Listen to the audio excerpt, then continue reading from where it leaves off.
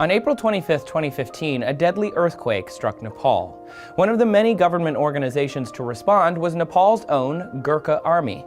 They have been internationally recognized as one of the most resilient and fierce militaries in the world. So who are the Gurkhas? The history of the Gurkhas goes back to the 19th century, before the creation of the Nepalese state. The Kingdom of Gorkha, as it was then known, had a powerful military called the Gorkhali.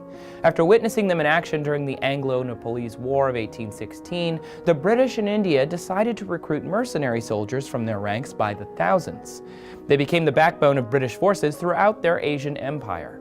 For whatever reason, the British called them Gurkhas, not Gorkhali. The Gurkhas are mostly made up of four main ethnic groups. The Gurun and Magars come from central Nepal, and the Rice and Limbus are from the east. They primarily live in rural villages. Joining the army is usually a family tradition in Nepal and is one of the most stable forms of income for young Nepalese men. But the qualification test for the Gurkhas is far from easy. One challenge asked recruits to run 3 miles uphill in 48 minutes while carrying a 55-pound weight. The British Gurkha Brigade stands around 3,000 strong, while the overall Nepalese army counts around 100,000 active personnel. India also recruits about 3,000 Gurkhas per year for their army. Being selected as a Gurkha soldier is a huge source of national pride. Gurkhas are internationally famous for their endurance and adeptness in battle, and they have their own distinctive battle sword called the kukri.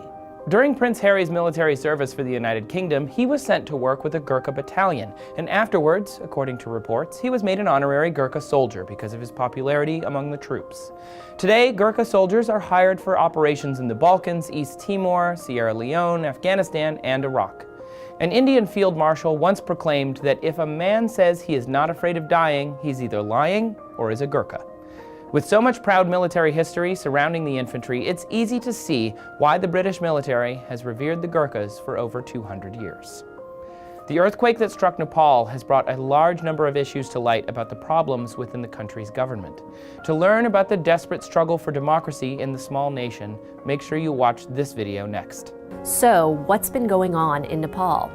Nepal's entire history has been tumultuous, to say the least. For the past few centuries, multiple attempts at democracy have failed and depleted Nepal's ability to develop as a country, despite a historically resilient population. Thanks for watching TestTube. Let us know what you would like us to cover down in the comments.